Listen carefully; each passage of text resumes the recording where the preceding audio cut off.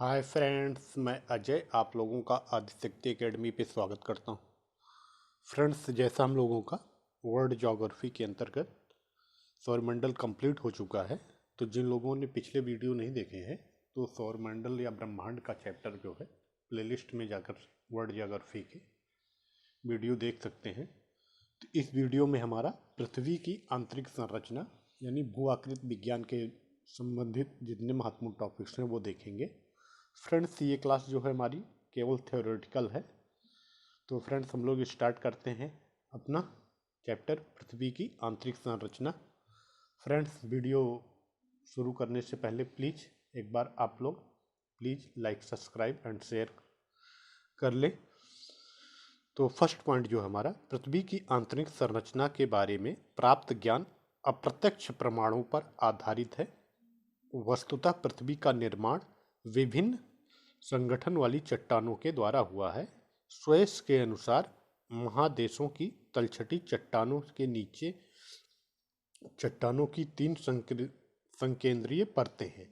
यानी पृथ्वी की आंतरिक संरचना के बारे में जो हमें जानकारी प्राप्त होती है वो ज़्यादातर जो है वो अप्रत्यक्ष प्रमाणों पर आधारित है। और वस्तुतः पृथ्वी का निर्माण जो है विभिन्न संगठन वाली चट्टानों के द्वारा हुआ है। स्वेस के अनुसार जो है महादेशों की तलछटी जो है वो चट्टानों के नीचे जो है चट्टानों की 3 संकेंद्रीय परतें हैं। फर्स्ट है ऊपरी परत। ऊपरी परत जो है वो या ग्रेनाइट एवं नीस जैसी अम्लीय चट्टानों से निर्मित है। स्वेस ने इसे सियाल कहा है। जो ऊपरी परत है वो ग्रेनाइट और नीस जैसी अम्लीय चट्टानों से निर्मित है और स्वेस ने इसका नाम जो है वो सियाल दिया। दूसरा है मध्यवर्ती परत।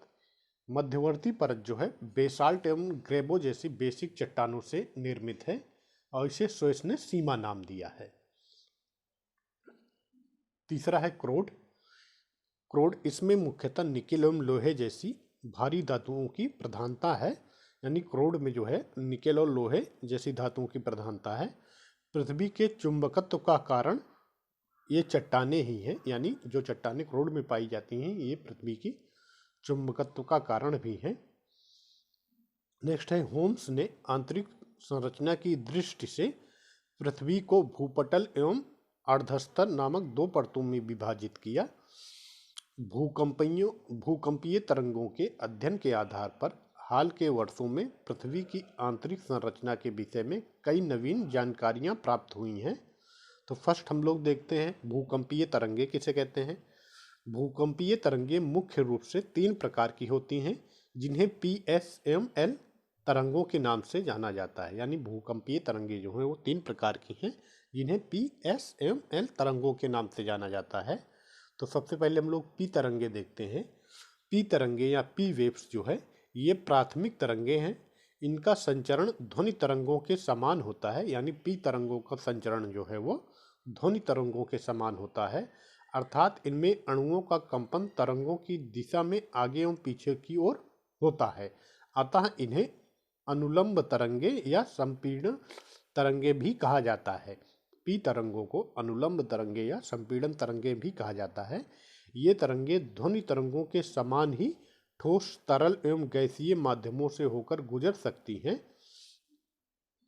क्योंकि सर्वाधिक तीव्र गति से चलने वाली तरंगे हैं, पी तरंगे जो है ये सर्वाधिक तीव्र गति से चलने वाली तरंगे हैं। अतः सिस्मोग्राफ पर सर्वप्रथम पी, उसके बाद एस और अंत में एल तरंगे अंकित होती हैं। यानी ये सर्वाधिक तीव्र गति से चलने के कारण जो सिस्मोग्राफ होता है उस पर जो है सर्वप्रथम पी तरंगे अंकित होती हैं, उसके बाद एस तरंगे और लास्ट में एल तरंगे अंकित होती हैं। पी तरंगों की गति ठोस पदार्थों में सबसे अधिक होती है और ध्वनि तरंगों की भी गति ठोस पदार्थ में सबसे अधिक होती है। सेम उसी प्रोसीजर इनका भी है। नेक्स्ट दूसरा है हमारा एस तरंगे। एस तरंगे जो हैं ये अनुप्रस्थ तरंगे हैं। इन तरंगों में अणुओं की गति तरंग की दिशा के समकोण होती है। ये तरंगे धरातल पर पी तरंगों के पश्चात प्रकट होती हैं। अतः इन्हें द्वितीय गौड़ तरंगे भी कहा जाता है। सामान्यतः एस तरंगों की तुलना में पी तरंगों की गति 1.7 गुना अधिक होती है। एस तरंगे केवल ठोस पदार्थों से होकर ही गुजर सकती हैं। एस तरंगे जो है ये केवल ठोस पदार्थों से होकर गुजर सकती हैं।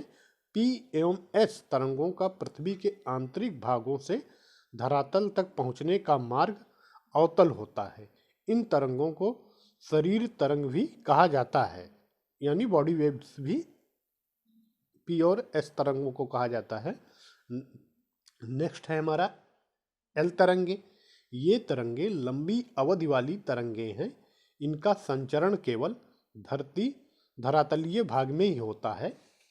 एल तरंगों के बारे में, ये तरंगे जो है लंबी अवधि वाली तरंगे हैं और इनका संचरण केवल जो है वो धरातलीय भाग में होता है, अतः इन्हें धरातलीय तरंगे भी कहा जाता है। इनका भ्रमण पथ जो है वो उत्तल होता है। ये तरंगे ये तरंगे जल से भी होकर गुजर सकती हैं। अधिक गहराई पर ये तरंगे लुप्त हो जाती हैं। इनमें कंपन की गति सर्वाधिक होती है, अतः ये तरंगे सर्वाधिक विनाशकारी होती हैं। इनका वेग जो है वो 1.5 से 3 मीटर प्रति सेकंड होता है।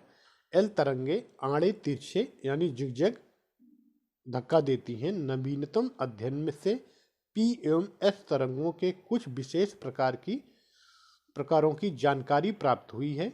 1909 ईस्वी में यूगोस्लाविया की कल्पा घाटी में आए भूकंप से पीजी एवं एसजी तरंगों का पता चला। इसकी विशेषताएं पी एवं एस तरंगों के समान है। पीजी एवं एसजी तरंगों की विशेषताएं जो है वो पी और एस तरंगों के समान हैं, परंतु इनकी गति जो है वो पी एवं एस से कम है।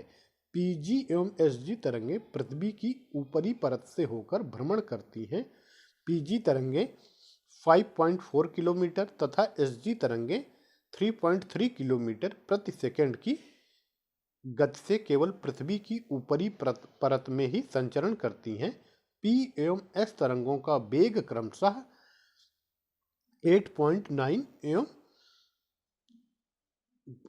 8 से 9 एवं 6 से 7 किलोमीटर प्रति सेकंड है। अध्ययनों के आधार पर यह पाया गया है कि पीजी एवं एसजी तरंगे इस गति से केवल ग्रेनाइट चट्टानों में ही संचरण करती हैं, अतः यह निष्कर्ष निकाला जा सकता है कि परतदार चट्टानों की पहली परत के नीचे स्थित भूपटल की ऊपरी परत जो है वो ग्रेनाइट से निर्मित है। 1923 में ऑस्ट्रिया में आए भूकंप के अध्ययन के आधार पर कोनार्ड ने एक नई तरंग पी स्टार तरंग का पता लगाया। इसकी गति पी एवं पीजी के बीच होती है। जेफ्रीज ने 1926 में एस स्टार नामक एक नई तरंग का पता लगाया। इसकी गति जो है एस एवं एस जी के बीच होती है। पी स्टार एवं एस स्टार तरंगों के अध्ययन द्वारा भूपटल के नीचे स्थित बेसाल्ट निर्मित मध्यवर्ती परत के बारे में जानकारी प्राप्त होती है। फ्रेंड्स, थोड़ा सा एक बॉक्स था, ये भी हम लोग देख लेते हैं।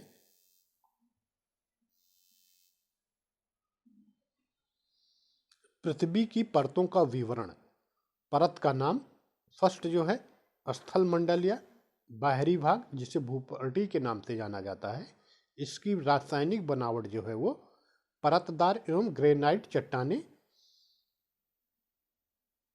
भूपटल यानी सियाल। गहराई इसकी लगभग 33 किलोमीटर तक है और इसका घनत्व जो है वो 2.65 से 2.75 तक है और भौतिक गुण इसका ठोस अवस्था में है। दूसरा स्थल मंडल का आंतरिक भाग जो बेसाल्ट का बना है, इसकी गहराई जो है वो लगभग 100 किलोमीटर है और इसका घनत्व जो है 2.75 से 3.3 और आंशिक रूप से तरल या प्लास्टिक अवस्था में है। नेक्स्ट हमारा है प्लास्टिक या दुर्बल मंडल। प्लास्टिक या दुर्बल खाद जो है प्लास्टिक या दुर्बल मंडल, जिसे सीमा नाम से जाना जाता है, इसकी गहराई जो है वो 200 किलोमीटर तक है और प्लास्टिक अवस्था में है। नेक्स्ट दूसरा है हमारा खामे, ठोस दुर्बल मंडल, जिसे सीमा नाम से भी जाना जाता है। ठोस दुर्बल मंडल जो है ये सीमा में ही पाया जाता है और इसकी गहराई लगभग 700 किलोमीटर है और इसका घनत्व जो है वो 3.3 से 4.3 है और यह ठोस अवस्था में है। तीसरा है मध्यमंडल। मध्यमंडल को भी सीमा में पाया जाता है और इसकी गहराई जो है वो 700 से 2900 किलोमीटर है और इसका घनत्व जो है वो 4.3 से 5.5 तक है, ये भी ठोस अवस्था में है। नेक्स्ट हमारा है खार, बाह्य कोर। बाह्य कोर जो है ये रासायनिक बनावट इसकी निफे और इसकी गहराई जो है वो 2900 से 5150 किलोमीटर तक है और इसका घनत्व जो है वो 5.5 से 12.3 तक है और यह तरल अवस्था में है। नेक्स्ट हमारा है आंतरिक कोर। आंतरिक जो कोर जो है इसकी रासायनिक बनावट निफे और इसकी गहराई जो है 5150 से 6371 किलोमीटर तक है और इसका घनत्व जो है वो 12.3 से 13.6 तक है। अत्यधिक दाब के कारण गैसें जो है वो ठोस रूप में परिवर्तित हो गई हैं। नेक्स्ट है हमारा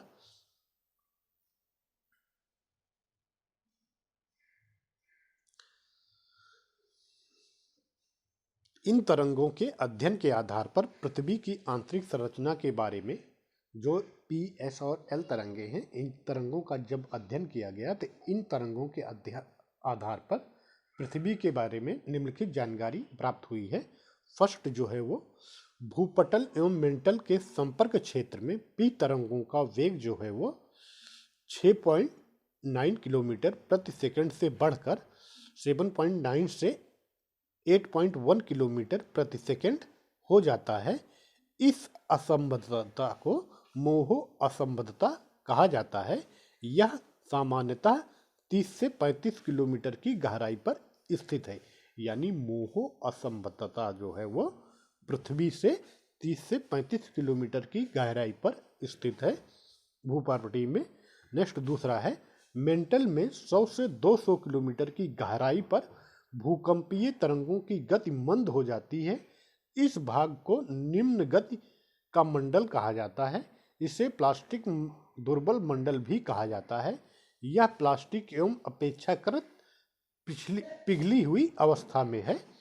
तीसरा पॉइंट जो है 2900 किलोमीटर की गहराई पर स्थित मेंटल एवं कोर की सीमा गुटेनबर्ग या विचर्ड असंबद्धता कहलाती है। यहाँ घनत्व अचानक जो है वो 5.5 से बढ़कर 10 हो जाता है। फलस्वरूप पी तरंगों का वेग अचानक बढ़कर 13.6 किलोमीटर प्रति सेकंड हो जाता है। नेक्स्ट हमारा है एस तरंगों के बारे में। एस तरंगे अधिकेंद्र से 120 डिग्री की दूरी पर लुप्त हो जाती हैं, अर्थात पृथ्वी के केंद्रीय भाग में ये अनुपस्थित रहती हैं। इससे पता चलता है कि कोर का बाहरी भाग पिघली हुई अवस्था में है। नेक्स्ट है बाहरी एवं आंतरिक कोर के बीच बाहरी एवं आंतरिक कोर जो कि 5150 किलोमीटर की गहराई पर कोनार असंबद्धता पाई जाती है। बाह्य एवं आंतरिक मेंटल के बीच जो है 700 किलो बाह्य एवं आंतरिक मेंटल 700 किलोमीटर की गहराई पर जो है रेप्टी असंबद्धता पाई जाती है स्थित है। मोटे तौर पर यह कहा जा सकता है कि पृथ्वी की त्रिस्तरीय संरचना क्रस्ट, मेंटल एवं कोर नामक 3 संकेंद्रीय चट्टानी स्तरों से मिलकर बनी है। नेक्स्ट हमारा भूपटल। भूपटल के बारे में हम लोग जानते हैं। फर्स्ट पृथ्वी की सबसे ऊपरी एवं पतली परत है। भूपटल जो है पृथ्वी की सबसे ऊपरी एवं पतली परत है जिसकी औसत मोटाई जो है वो 33 किलोमीटर है। महाद्वीपीय भागों में इसकी मोटाई लगभग 40 किलोमीटर है, जबकि महासागरीय भागों में मात्र यह 5 से 10 किलोमीटर मोटी है। भूपटल के सबसे ऊपरी भाग में परतदार चट्टानों की पतली यानी मोटाई सामान्यतः 4 किलोमीटर से कम एवं विच्छिन्न परत पाई जाती है। इसके नीचे ग्रेनाइट जैसे रवेदार चट्टानों की परत है। महासागरीय बेसिन में ग्रेनाइट की जगह बेसाल्ट चट्टानों की परत पाई जाती हैं, यानी महासागरीय बेसिन में जो है वो बेसाल्ट चट्टानों की परतें पाई जाती हैं। भूपटल को दो भागों में विभाजित किया जाता है। फर्स्ट है हमारा ऊपरी परत, जहां मुख्यतः ग्रेनाइट चट्टानें पाई जाती हैं, जिसके द्वारा महाद्वीपों का निर्माण हुआ है। इस परत में सिलिका एवं एल्यूमीनियम जैसे तत्वों की प्रधानता है, अतः इसे सियाल अर्थात सिलिका प्लस एल्यूमीनियम भी कहा जाता है। इसका औसत घनत्व जो है वो 2.7 है। दूसरा है हमारा निम्न परत में बेसाल्ट चट्टानों की अविच्छिन्न परतें पाई जाती हैं, जिसके द्वारा महासागरीय सतह का निर्माण हुआ है। यह मुख्यतः सिलिका एवं मैग्नीशियम से मिलकर बना है, अतः इसे सीमा कहा जाता है। इसका औसत घनत्व जो है वो 3.0 है। दूसरा मेंटल के बारे में हम लोग जानते हैं। मोह असंबद्धता से लगभग 2900 किलोमीटर की गहराई तक मेंटल का विस्तार है। पृथ्वी के समस्त आयतन का 83% एवं द्रव्यमान का लगभग 68% भाग मेंटल में व्याप्त है। मेंटल के ऊपरी भाग का घनत्व जो है वो 3.3 से 3.5 एवं भिन्न निम्न भाग का घनत्व जो है वो 4.5 से 5.5 है। इस प्रकार यह अधिक घनत्व वाली दृढ़ चट्टानों से निर्मित है तथा इसमें मैग्नीशियम एवं लोहे जैसे भारी खनिजों की प्रधानता है। इसे 3 भागों में विभाजित किया जाता है, यानी मेंटल को 3 भागों में विभाजित किया जाता है। फर्स्ट, मोह असंबद्धता से 200 किलोमीटर की गहराई तक। दूसरा, 200 किलोमीटर से 700 किलोमीटर की गहराई तक। तीसरा, 700 किलोमीटर से 2900 किलोमीटर की गहराई तक। भूपटल एवं मेंटल का सबसे ऊपरी भाग दोनों मिलकर स्थल मंडल का निर्माण करते हैं। यह मुख्यतः बेलोचदार चट्टानों से निर्मित है एवं इसका विस्तार 100 किलोमीटर की गहराई तक है। इसके नीचे 200 किलोमीटर की गहराई तक दुर्बर मंडल का प्लास्टिक एवं अपेक्षाकृत पिघला भाग है। नेक्स्ट, तीसरा है हमारा कोर के बारे में हम लोग जानते हैं। यह पृथ्वी की सबसे आंतरिक परत है। इसे वेरिस्फीयर कहा जाता है। यह मुख्यतः निकेल एवं लोहा द्वारा निर्मित है, यानी कोर जो है मुख्यतः निकेल एवं लोहे द्वारा निर्मित है, अतः इसे निफे भी कहा जाता है। 2900 से 5150 किलोमीटर की गहराई तक का भाग जो है वो तरल अवस्था में है। कोर का जो भाग है 2900 से 5150 किलोमीटर तक की, वह तरल अवस्था में है। दूसरा, 5150 से 6371 किलोमीटर की गहराई तक का भाग ठोस अवस्था में है। इस भाग में अधिक दबाव के कारण गैसें ठोस अवस्था में परिवर्तित हो गई हैं। कोर का अधिकतम तापमान 5500 डिग्री सेंटीग्रेड एवं घनत्व जो है वो 13 है। परत भूपर्टी, आयतन इसका 0.5% से है और द्रव्यमान इसका टोटल लगभग 0.2% है। दूसरा है हमारा मेंटल का आयतन जो है वो 83.5% है और द्रव्यमान इसका लगभग टोटल 67.8% है। और कोर का आयतन जो है वो 16% है और द्रव्यमान लगभग 32% है। भूपर्टी एवं संपूर्ण पृथ्वी में विभिन्न तत्वों की मात्रा में प्रतिशत हम लोग देखेंगे। तत्व जो है, फर्स्ट ऑक्सीजन, भूपर्टी में मात्रा इसकी लगभग 46.60% है, यानी ऑक्सीजन की मात्रा जो है पृथ्वी के तत्वों में सबसे अधिक है। द्वितीय सिलिकॉन की मात्रा लगभग 27.72% है। एल्यूमिनियम की मात्रा जो है वो 8.13% है। चौथा लोहा है। लोहे की मात्रा जो है भूपर्टी में वो 5.0% है, यानी 5%। पांचवा कैल्शियम की मात्रा जो है भूपर्टी में लगभग 3.63% है। सोडियम की मात्रा भूपर्टी में लगभग 2.83% है। पोटेशियम की मात्रा लगभग 2.59% है। मैग्नीशियम की मात्रा लगभग 2.09% है और अन्य की मात्रा जो है 1.41%। संपूर्ण पृथ्वी में अगर देखा जाए तत्व की मात्रा तो लोहा जो है वो सबसे अधिक संपूर्ण पृथ्वी में 35%, ऑक्सीजन द्वितीय स्थान पर 30%, सिलिकॉन जो है वो 15%, मैग्नीशियम 13%, निकेल 2.4%, सल्फर 1.9%, कैल्शियम 1.1% और एल्यूमिनियम 1.1%। भूपटल से भूगर्भ की ओर जाने पर गहराई के साथ सामान्यतः प्रति 32 मीटर पर 1 डिग्री सेंटीग्रेड की दर से तापमान में वृद्धि होती है। भूपटल से जब हम भूगर्भ की ओर जाते हैं यानी अंदर की ओर जाएंगे पृथ्वी के, तो सामान्यतः तापमान में जो है प्रति 32 मीटर की गहराई पर 1 डिग्री सेंटीग्रेड की वृद्धि देखी जाती है। हालांकि गहराई के साथ तापमान में वृद्धि की दर घटती जाती है, लेकिन जैसे जैसे हम अधिक गहराई में जाते हैं तो तापमान में यह वृद्धि दर जो है वो धीरे धीरे घटती जाएगी। भूगर्भ में तापमान वृद्धि का कारण दबाव एवं रेडियो सक्रिय पदार्थों का विखंडन है, और यह जो तापमान में वृद्धि होती है इसका मुख्य कारण जो है वो रेडियो सक्रिय पदार्थों का विखंडन है। पृथ्वी के आंतरिक कोर का है अपना कोर, इसके बारे में हम लोग जानते हैं। पृथ्वी के आंतरिक कोर का है अपना कोर। वैज्ञानिकों ने शोध में पाया कि पृथ्वी के आंतरिक कोर का एक अपना छोटा कोर भी है। यह खोज पृथ्वी के विकास पर प्रकाश डाल सकती है। अमेरिकी इलिनॉइस विश्वविद्यालय व चीन की नॉनजिंग यूनिवर्सिटी के शोधकर्ताओं ने भूकंप अध्ययन प्रौद्योगिकी के विशेष अनुप्रयोग के आधार पर इसकी खोज की। वैज्ञानिकों के मुताबिक हालांकि पृथ्वी के आंतरिक कोर का अपना कोर चंद्रमा से भी छोटा है, पर इसकी कुछ खास दिलचस्प विशेषताएं हैं। यह आंतरिक कोर हमें बता सकता है कि पृथ्वी हमारी कैसे बनी, इसका इतिहास क्या था, तथा यह इसकी अन्य गतिक प्रक्रियाओं पर भी प्रकाश डाल सकता है।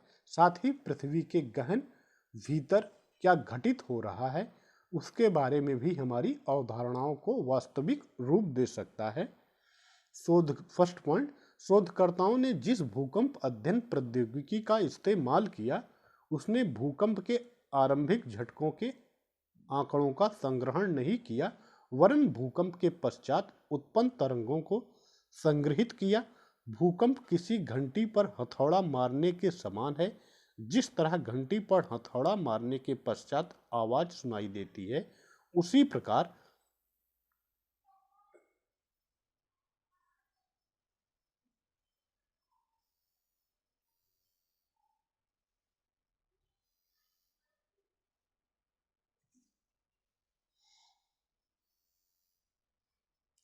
प्रकार भूकंप के पश्चात भी इसी तरह की तरंग सृजित होती है जिसे यह प्रौद्योगिकी संग्रहित करती है।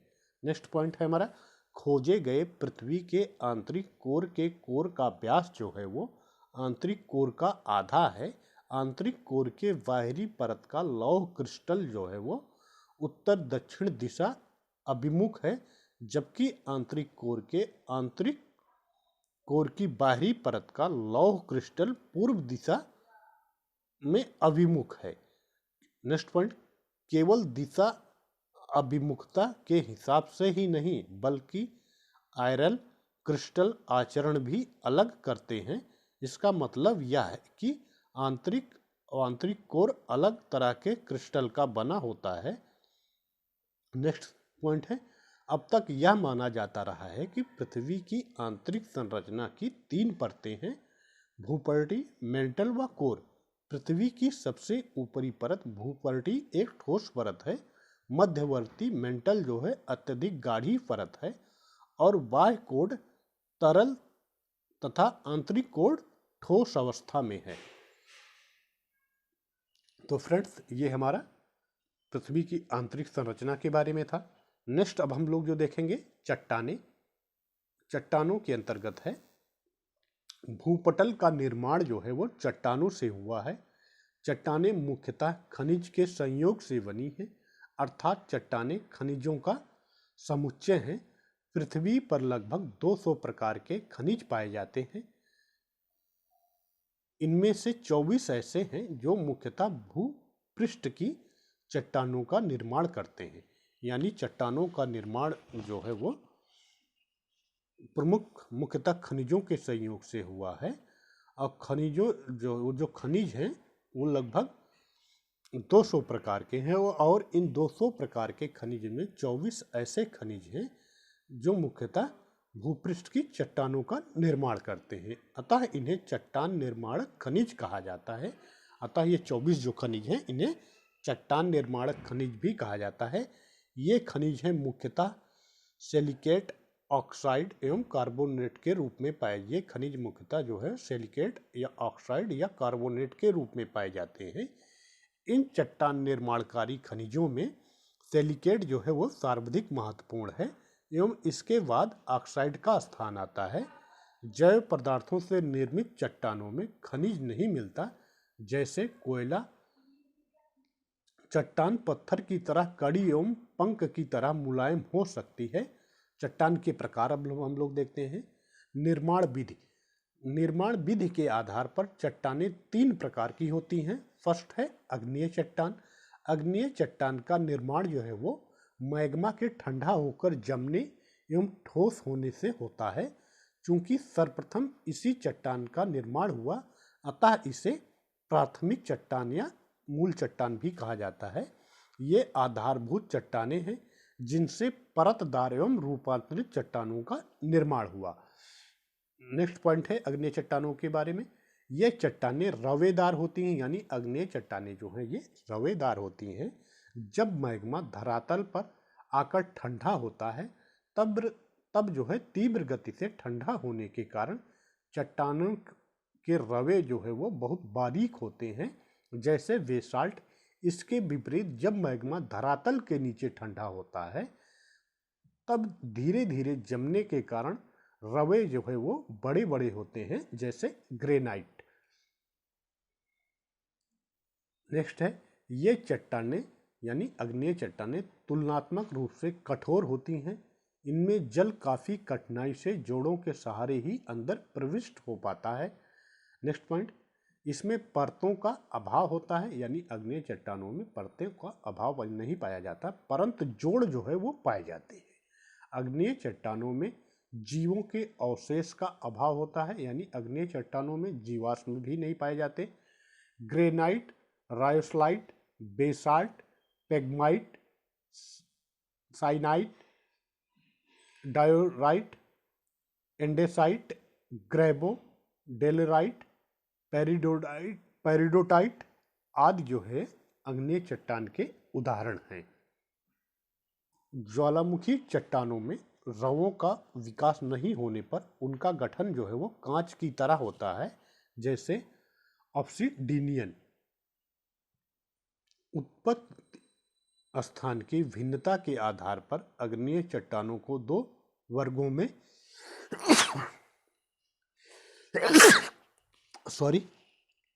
उत्पत्ति स्थान की भिन्नता के आधार पर अग्नेय चट्टानों को 2 वर्गों में विभाजित किया जाता है।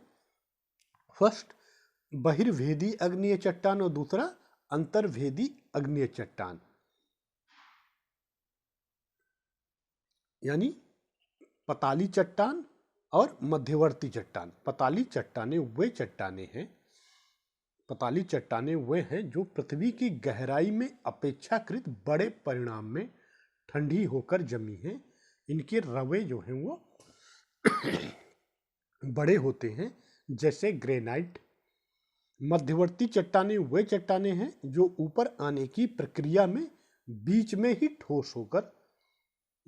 ही जमकर ठोस हो जाती हैं। इनके रवे ना तो अधिक बड़े होते हैं और ना ही अधिक छोटे होते हैं, जैसे डोलेराइट। नेक्स्ट है हमारा ग्रेबो एवं ग्रेनाइट, जो है ये अंतर्भेदी अग्नेय चट्टानों के उदाहरण हैं। ग्रेबो और ग्रेनाइट जो है ये अंतर्भेदी अग्नेय चट्टानों के उदाहरण हैं। इसके विपरीत इनके बहिर्भेदी पर्याय जो है वो बेसाल्ट एवं रायोलाइट हैं। नेक्स्ट हम लोग देखेंगे मध्यवर्ती अग्नीय चट्टानों के विभिन्न रूप। मध्यवर्ती अग्नीय चट्टानों के विभिन्न रूप में फर्स्ट है हमारा बैथोलिथ। बैथोलिथ जो है ये प्रायः गुंबद के आकार के होते हैं, जिनके किनारे तीव्र ढाल एवं जिनके किनारे जो है वो तीव्र ढाल वाले एवं आधार जो है तरल आधार तल जो है अधिक गहराई में होता है। इनका ऊपरी भाग जो है वो अत्यधिक असमान एवं ऊबड़ खाबड़ होता है। ये सैकड़ों किलोमीटर लंबे, 50 से 80 किलोमीटर चौड़े एवं काफ़ी अधिक मोटे होते हैं। बैकोलिथ जो है ग्रेनाइट चट्टानों के रूप में विश्व के अधिकांश पर्वतों के कोर मौजूद हैं।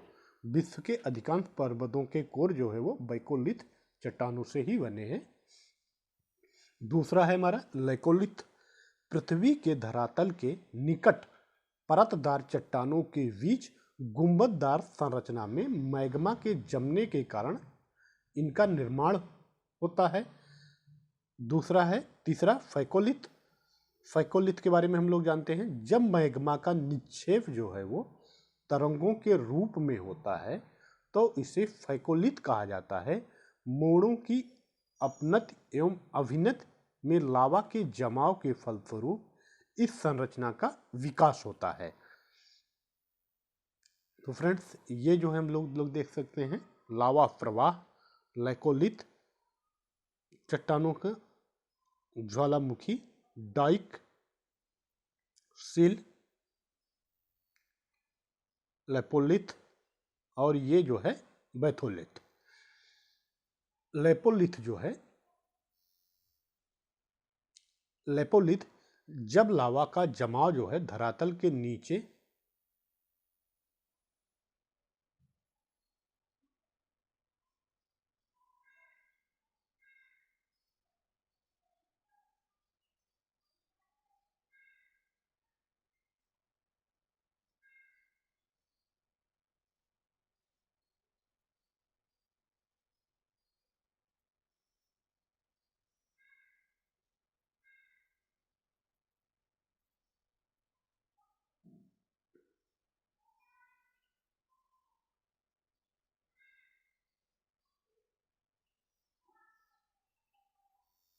सॉरी फ्रेंड्स, नेक्स्ट चौथा जो है हमारा लोपोलिथ। जब लावा का जमाव धरातल के नीचे अवतल आकार वाली छिछली बेसिन में होता है तो इसे एक तस्तरी नुमा संरचना का निर्माण होता है, जिसे लोपोलिथ कहा जाता है। पांचवा है सिल। सिल जब लावा का जमाव जो है वो चट्टानों की दो परतों के बीच होता है तो सिल का निर्माण होता है। यह प्रायः चट्टानों की परतों के समांतर होता है। छठा डाइक। डाइक को कलाम भी कहा जाता है। सिल के विपरीत डाइक में मैग्मा का जमाव परतों के लंबवत होता है। इनकी लंबाई कुछ मीटर से सैकड़ों किलोमीटर हो सकती है। रासायनिक संरचना की दृष्टि से जो है वो अग्नीय चट्टानों को दो भागों में विभाजित किया जाता है।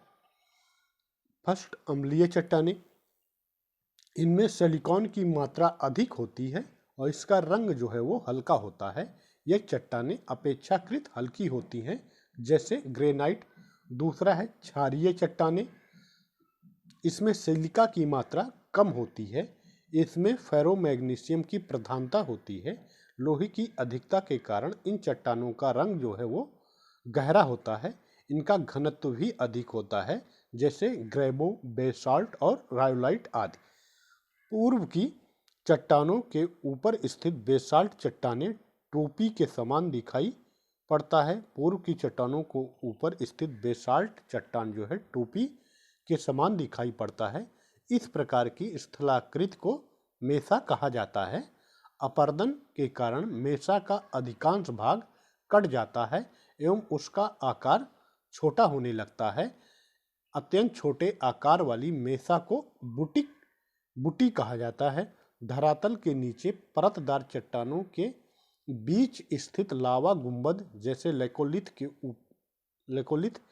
के ऊपर की मुलायम चट्टानें अपर्दन द्वारा नष्ट होती जाती हैं। इस प्रकार लावा गुंबद धरातल पर दिखने लगता है एवं अवरोधक चट्टान संकरी एवं लंबी कटक में परिवर्तित हो जाते हैं। इस प्रकार की स्थलाकृति को हॉगवैग कहा जाता है। हॉगवैग से मिलती जुलती एक स्थलाकृति जिसका ढाल एवं डिप झुका हुआ हो कवेस्टा कहलाती है। दूसरा हम लोग देखेंगे अवसादी। अवसादी चट्टान या तलछटी या परतदार चट्टानें, ये वे चट्टानें हैं जिनका निर्माण जो है वो विखंडित ठोस पदार्थों, जीव जंतु एवं पेड़ पौधों के जमाव से होता है। इन चट्टानों में अवसादों की विभिन्न परतें पाई जाती हैं। दूसरा, इन चट्टानों में जीवावशेष पाए जाते हैं। तीसरा, धरातल का 75% भाग जो है वो अवसादी चट्टानों से ढका हुआ है एवं शेष 25% भाग जो है वो अग्नि एवं रूपांतरित चट्टानों से आवृत है। पर्यावरणीय शैल चक्र एवं स्वरूप जो है ये दिया गया है, तो आप लोग देख सकते हैं इसको।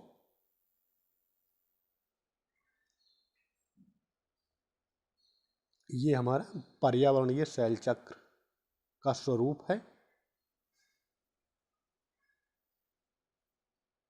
यद्यपि अवसादी चट्टानें धरातल का अधिकांश भाग आवृत किए हुए हैं, फिर भी भूपटल के निर्माण में इनका योगदान जो है वो 5% ही है। शेष 95% भाग जो है वो अग्नि एवं रूपांतरित चट्टानों से निर्मित होता है। शेष इस प्रकार परतदार चट्टानों का महत्व जो है वो क्षेत्रीय विस्तार की दृष्टि से है, भूपृष्ठ में गहराई की दृष्टि से नहीं। नेक्स्ट पॉइंट, ये चट्टानें जो हैं यानी अवसादी चट्टानें जो हैं वो रवेदार नहीं होती हैं। नेक्स्ट पॉइंट, ये चट्टानें क्षैतिज रूप से बहुत कम पाई जाती हैं। पार्श्ववर्ती दबाव के कारण परतों में मोड़ पड़ जाता है। अतएव ये चट्टानें सामूहिक रूप से अपनत एवं अभिनत के रूप में पाई जाती हैं। इन चट्टानों में नेक्स्ट पॉइंट, इन चट्टानों में जोड़ पाए जाते हैं यानी अवसादी चट्टानों में जोड़ पाए जाते हैं। ये चट्टानें प्रायः मुलायम होती हैं जैसे चीका मिट्टी, पंख आदि, परंतु ये कड़ी भी हो सकती हैं जैसे बलुआ पत्थर। ये शैल अधिकांशतः प्रवेश होती हैं, परंतु चीका मिट्टी जैसी परतदार चट्टानें जो है ये अप्रवेश भी हो सकती हैं। इनका निर्माण जो है वो अधिकांशतः जल में होता है, परंतु लोयस जैसी परतदार चट्टानों का निर्माण जो है वो पवन द्वारा जल के बाहर भी होता है। बोल्डर, क्ले या टिल हिमानी द्वारा निक्षेपित परतदार चट्टानों के उदाहरण हैं, जिसमें विभिन्न आकार की चट्टानी टुकड़े मौजूद रहते हैं। उत्पत्ति एवं संगठन के आधार पर परतदार चट्टानों को 3 मुख्य वर्गों में विभाजित किया जा सकता है। फर्स्ट, यांत्रिक क्रियाओं द्वारा निर्मित अथवा चट्टानों को विखंडित पदार्थों से निर्मित।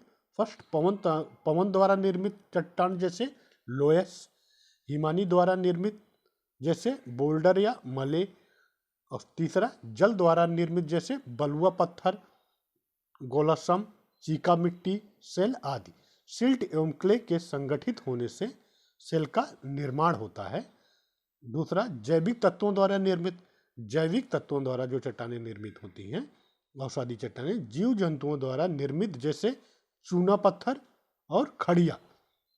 दूसरा, पेड़ पौधों द्वारा निर्मित जैसे पिट, कोयला या लिग्नाइट। तीसरा है हमारा रासायनिक तत्वों द्वारा निर्मित जैसे अवसादी चट्टानें जो रासायनिक तत्वों द्वारा निर्मित होती हैं जैसे डोलोमाइट, सेंधा नमक, जिप्सम, चूना पत्थर आदि। स्पर्शीय कायंत्रण का क्षेत्र, गर्म अग्नि उद्भेदन। दूसरी साइड में लाइमस्टोन शैलें,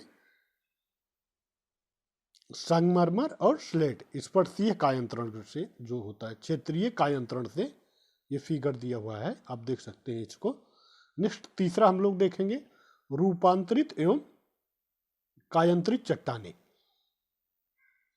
जब ताप, दाब, रासायनिक क्रियाओं आदि के प्रभाव से अग्नीय एवं परतदार चट्टानों का रूप परिवर्तित हो जाता है तो रूपांतरित चट्टानों का निर्माण होता है। कभी कभी रूपांतरित चट्टानों का भी रूपांतरण हो जाता है। इस क्रिया को पुनः रूपांतरण कहा जाता है।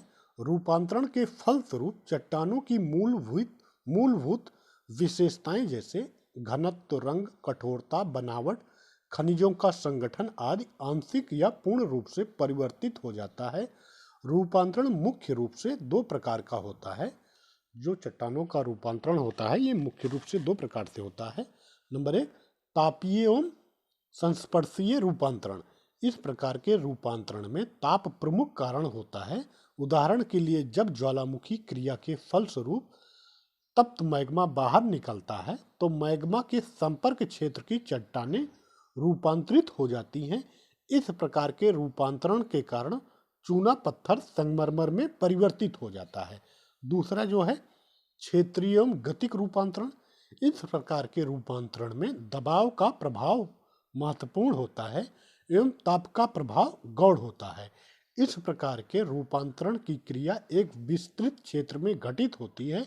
उदाहरण के लिए संपीड़न गति के कारण पड़ने वाले दबाव के फलस्वरूप निर्मित रूपांतरित चट्टानों के उदाहरण हिमालय एवं राकी जैसे पर्वतीय प्रदेशों में देखने को मिलते हैं।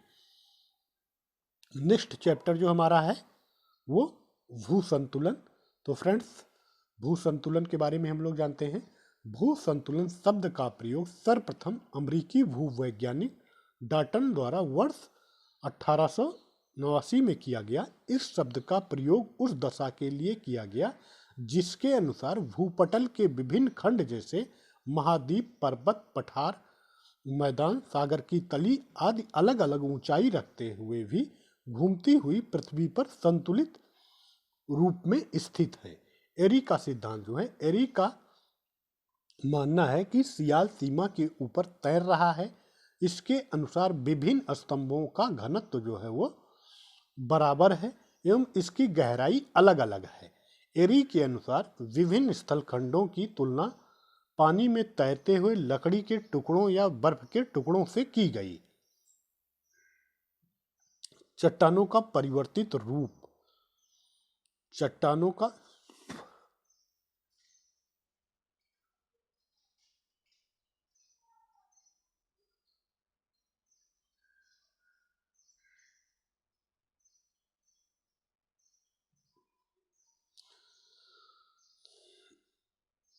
सॉरी फ्रेंड्स, ये भू संतुलन का जो है स्लाइड जो है बीच में कहीं से आ गई है रॉन्ग। अभी हमारा चट्टानों वाला चैप्टर बाकी है, उसे पहले हम लोग देखते हैं। चट्टानों के परिवर्तित स्वरूप, अग्नीय चट्टान और रूपांतरित चट्टान। अग्नीय चट्टान जो है वो ग्रेनाइट, बेसाल्ट, ग्रेबो। और अग्नीय चट्टान जो है ग्रेनाइट जो है जब रूपांतरित होती है तो ग्रेनाइट से निस्ट का निर्माण होता है, बेसाल्ट से एम्फी या वेलाइट का निर्माण होता है और ग्रेबो से सरफेटाइन। परतदार चट्टान और रूपांतरित रूप। परतदार चट्टान जैसे बालू पत्थर का रूपांतरित रूप क्वार्टरजाइट, चूना पत्थर का रूपांतरित रूप संगमरमर और सेल का रूपांतरित रूप स्लेट और कोयले का रूपांतरित रूप ग्रेफाइट या हीरा। रूपांतरित चट्टान, पुनः रूपांतरित चट्टान। स्लेट जो है वो रूपांतरित होती है तो सिस्ट में, और सिस्ट जब रूपांतरित होती है तो फाइलाइट में। खनिजों की कठोरता, तो सबसे कठोरता मोहो के अनुसार, कठोरता मापक के अनुसार जो है वो खनिज टैल्क की कठोरता 1, gypsum 2, calcite 3, fluorite 4, apatite 5, orthoclase 6, quartz 7, topaz 8, corundum 9 और डायमंड 10। ये सबसे कठोर चट्टानें हैं का क्रम है।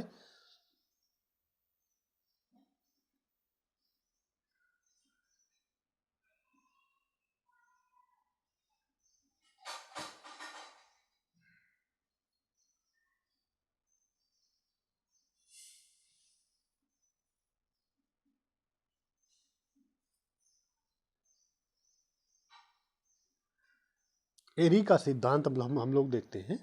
भूसंतुलन।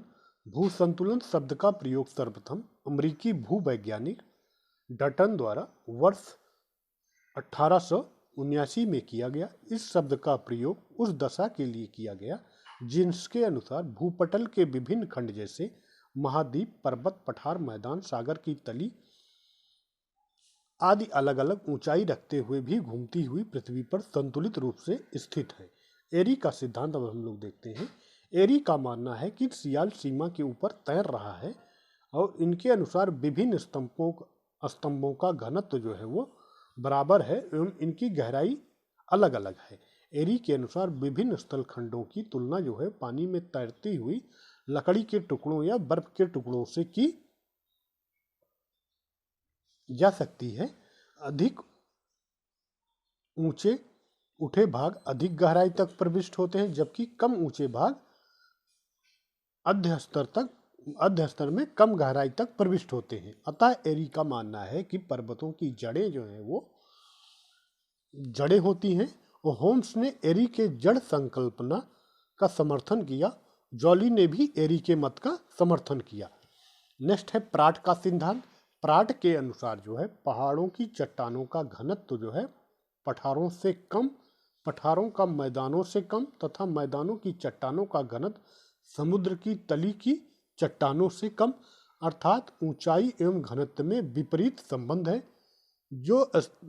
जो स्तंभ जितना अधिक ऊंचा है उसका घनत्व उतना अधिक कम है एवं जो स्तंभ जितना नीचा है उसका घनत्व उतना अधिक होगा।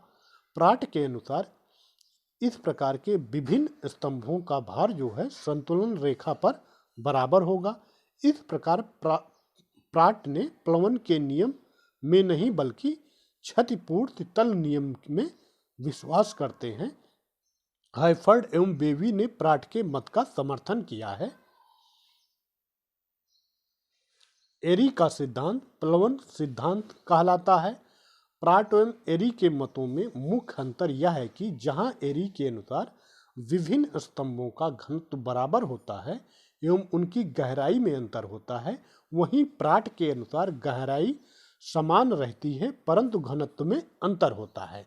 जब अपर्दन के कारण ऊंचाई वाले भूभाग जैसे मलबे स्थानांतरित होकर सागर में जमा होने लगते हैं तो ऊंचे उठे भूभाग भार में कमी आने लगती है एवं वह भाग ऊपर उठने लगता है। फलस्वरूप उसके नीचे अधिक सीमा आ जाती है। इसके विपरीत समुद्र की तली पर तलछटों के अधिक जमा होने के कारण यह भाग अधिक बोझ के कारण नीचे धंसता जाता है एवं यहाँ से सीमा का बहाव होने लगता है। इस प्रकार पूरे क्षेत्र का संतुलन बना रहता है। वर्तमान समय में संतुलन के सिद्धांत को एक सिद्धांत न मानकर एक तथ्य के रूप में माना जाने लगा है। इस सिद्धांत के द्वारा पृथ्वी की आंतरिक संरचना, पर्वतों की संरचना, महाद्वीपीय प्रवाह, समुद्री नितल एवं महाद्वीपीय खंडों के परस्पर ऊपर उठने एवं नीचे गिरने इत्यादि को समझने में काफ़ी सहायता मिलती है। फ्रेंड्स, नेक्स्ट हमारा होगा महाद्वीपीय महासागर की उत्पत्ति, जो हम लोग अगले वीडियो लेक्चर में देखेंगे। तो फ्रेंड्स, वीडियो अगर आप लोगों को अच्छा लगा हो थ्योरेटिकल रूप से तो please like, subscribe and share. Okay, thank you so much.